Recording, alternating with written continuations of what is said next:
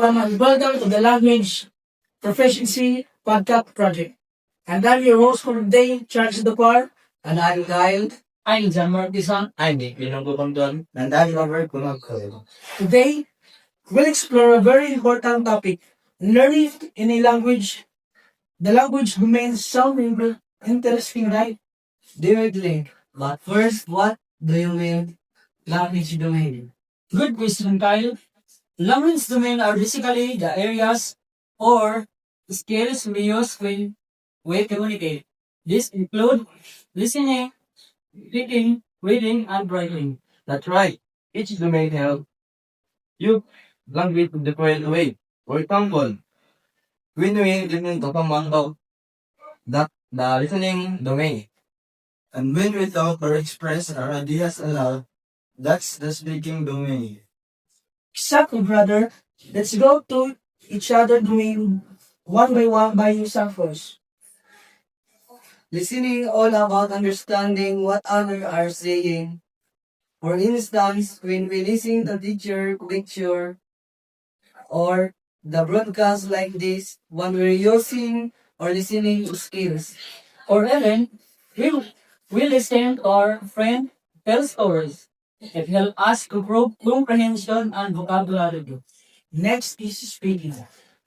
This domain involves expressing our thoughts using words. Like giving a presentation, joining a class discussion, or even chatting with friends.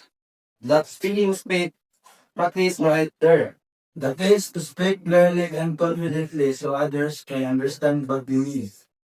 The way have reading, this domain let us understand reading texts like books, articles, or even social media posts.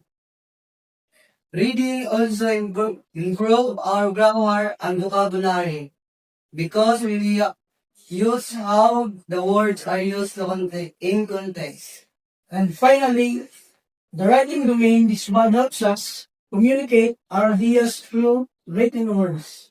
Reading can be anything, from easy text messages or even journaling. It's not just about spelling or grammar. Grammar is also about organizing ideas clearly. So to wrap up our discussion, the core language domains are listening, speaking, reading, and writing. Each one important, they all work together to help us become proficient in the language. And the best way to improve is to practice all of them regularly. Listen actively, speak confidently, read widely, and write fluently. Exactly. Language learning is a journey, so keep practicing and have fun. Well said, everyone. So that's the wrap for today's episode of the Language Proficiency Podcast Project. Thanks for tuning in with us and we'll catch you next time. Thanks for watching and have a great day.